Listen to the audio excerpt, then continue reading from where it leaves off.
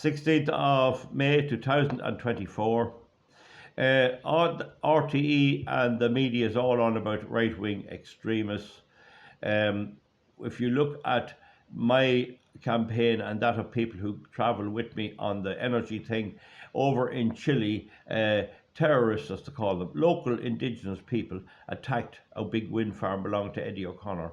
So you're going to get that happening where you have a hot issue, irrespective of what it is, whether it is nationalism in Ireland or whatever, or anti-abortion or anything else. You'll always get one or two who will do that, and there's always the possibility that they could be just plants from the other camp, as it were.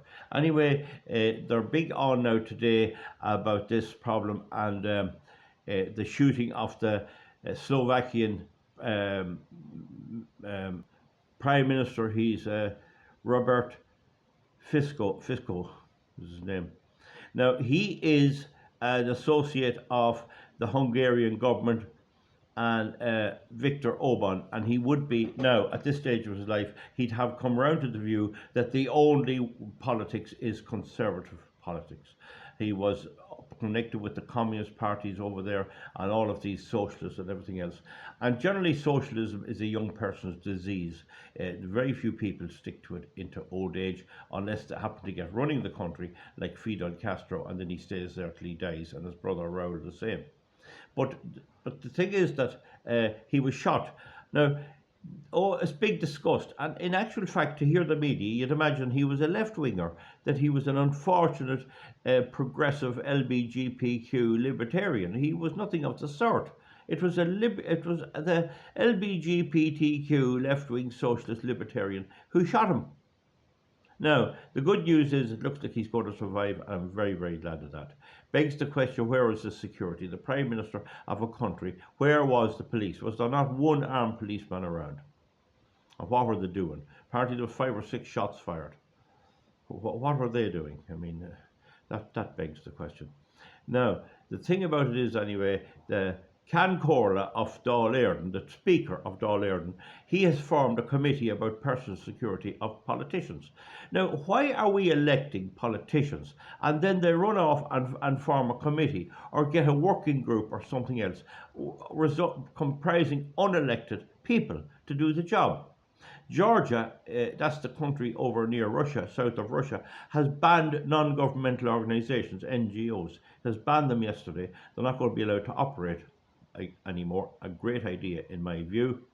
Why are they running the country? What's the point in going into a polling booth to vote for somebody when they just get someone else to do the job? You wouldn't pay a painter to paint your house if he just threw it over to somebody else, would you? I mean, not the situation.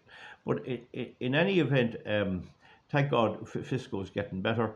He's going to be all right, I think. And now we have the Speaker of the House, the Can Corla. What's his Sean O'Farrell, probably Sean Farrell, I presume is his English name, Sean Farrell. Anyway, he's out about, we're lucky to find someone now to chair up our committee, Noreen O'Sullivan, the retired Garda Commissioner. Now, it did not occur to him that the task of securing politicians and everybody in the state is solely in the hands of An Garda Síochána. You cannot get a private firearm to protect yourself or for your own personal defence. They'll tell you that's what the guards are there for. And yet the guards don't seem to be able to carry out the function of ensuring the safety of our politicians. Does anyone else not see that?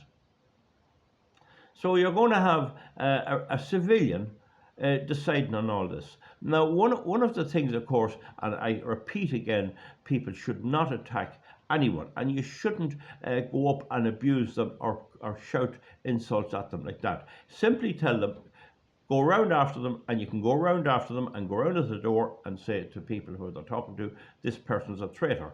And they are traitors, so you can say that. Even though that labels me far right, I don't care. So the point about it is, like, this is the case.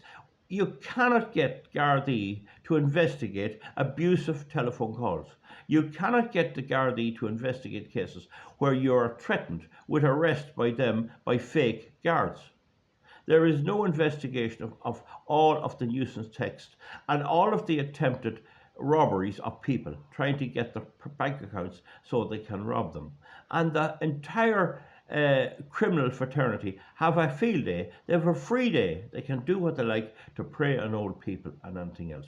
What's the guards doing? Our stupid community meetings. Learning in-service training, learning about LBGBTQ. That's what they're drumming into them at in-service training. And meanwhile, the ordinary citizen gets nothing. So that's the story. It's gone to the point where it looks like the Gardaí can't enforce the law for the ordinary people. They can't investigate burglaries. I know a scenes of crime examiner who gave up, retired early because he just found he could know who committed the crimes he saw he was attending the scenes of, but nobody ever followed it up. That's the way it's gone. And it's reported there several times. No one in the middle ranks of the Gardaí will apply for senior positions because they will not work under Drew Harris and his other two people who came here from the north. Now, the point about it is neither the Minister for Justice nor the Garda Commissioner attended the Garda Union conference. That is a first. So that'll show you what's going on. That'll show you the incompetence of our Green-led government and our Fianna Fáil Fine Gael-led government. We have to monitor it, we have to watch it, we have to see what happens. I'll be doing a video on negative campaigning.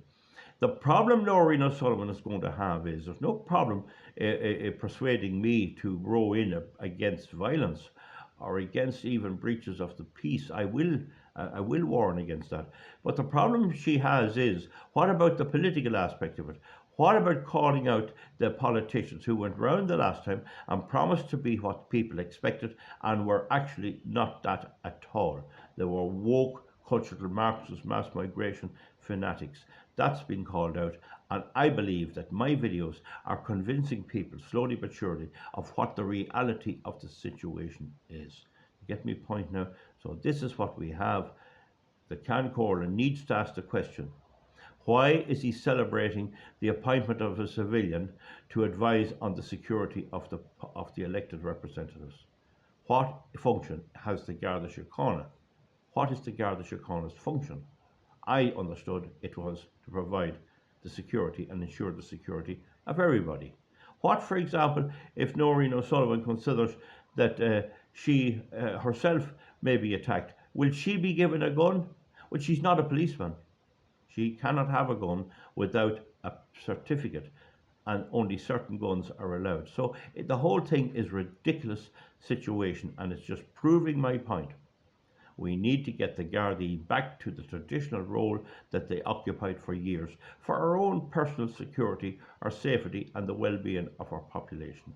Folks, I'll see you back soon. If they had to get their way, they'd be after me for hate speech. That very, very, very nearly happened. But now, just checking up there, the Cancorla O'Fergal, he was bragging how he was lucky to get someone of such a high calibre to head up his task force, a task force. And who is the task force? Now, why is a task force needed?